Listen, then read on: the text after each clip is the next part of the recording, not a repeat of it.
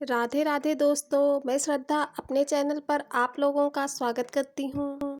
आज हम आप लोगों के साथ करवा चौथ में सास के द्वारा बहू को दी जाने वाली सरगी शेयर करेंगे कि किसी भी सास को अपनी बहू को सरगी में क्या क्या देना चाहिए, क्योंकि सास के द्वारा दिए जाने वाली सरगी के बिना करवा चौथ का व्रत अधूरा माना जाता है। और अगर आपकी सासू माँ आपके साथ नहीं रहती, कहीं दूर रहती है, आप कहीं बाहर रहते हैं या फिर आपकी सासू माँ नहीं है, तो उस स्टेज पर आप इस सरगी को अपने हाथों से ही ले सकते हैं।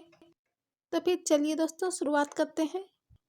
सबसे पहले तो सासू माँ को अपनी बहू को साड़ी ज़रूर देनी चाहिए, या तो फिर आपकी बहू जो ड्रेस पहनती है वो ड्रेस आप अपनी बहू को दे सकते हैं। उसमें सूट हो गया, लहंगा चोली, आप कुछ भी अपनी बहू को दे सकते हैं, लेकिन ड्रेस ज़रूर देनी चाहिए सासू माँ को अपनी बहू को। इसके बाद सासू माँ को अपनी बहू को श्रृंगार की सामग्री भी अवश्य देनी चाहिए। श्रृंगार की सामग्री में चूड़ी, बिंदी, लिपस्टिक, नेल पॉलिश, मेहंदी, आप कोई भी 16 श्रृंगार अपनी बहू को दे सकते हैं।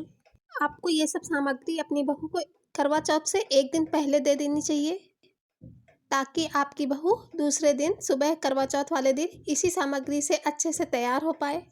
इसके बाद चलिए दोस्तों ये बताते हैं आप लोगों को कि करवा चौथ की सरगी की थाली में क्या क्या होना चाहिए।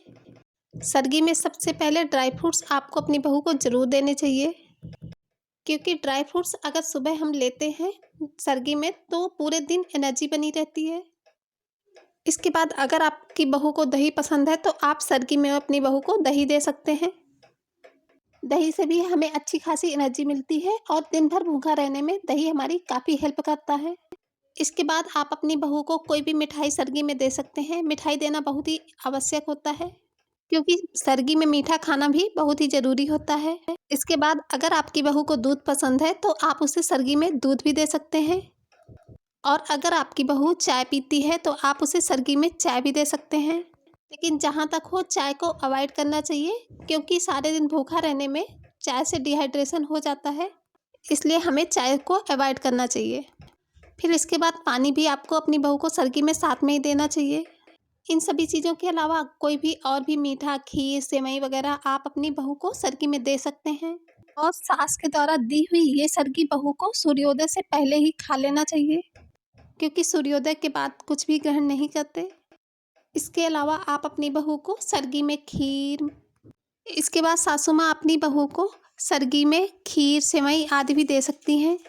और सासू माँ के द्वारा दी हुई ये सरगी बहू को सूर्योदय से पहले ही खा लेनी चाहिए, क्योंकि सूर्योदय के बाद से करवा चौथ का व्रत स्टार्ट हो जाता है और फिर सारा दिन बिना कुछ खाए पानी पिए ही रहना पड़ता है। इसलिए सासू माँ को जहाँ तक संभव हो अपनी बहू के लिए एनर्जी से भरपूर ही सभी चीज़ें सरगी में देनी चाहिए। और अगर सासू माँ चाहें तो अपनी बहू को सोने और चांदी इत्यादि के गहने भी सरगी में ही दे सकती हैं। चांदी के गहने देना सरगी में बहुत ही शुभ माना जाता है। तो दोस्तों अगर आपको हमारी ये सासू माँ की सरगी से रिलेटेड वीडियो थोड़ी सी भी अच्छी लगी हो तो वीडियो को लाइक करें, तो इसे ज़्यादा से ज़्यादा फैमिली और फ्रेंड्स के साथ शेयर करें, ताकि ये सरगी से संबंधित जानकारी सभी को ज़्यादा से ज़्यादा मिल जाए।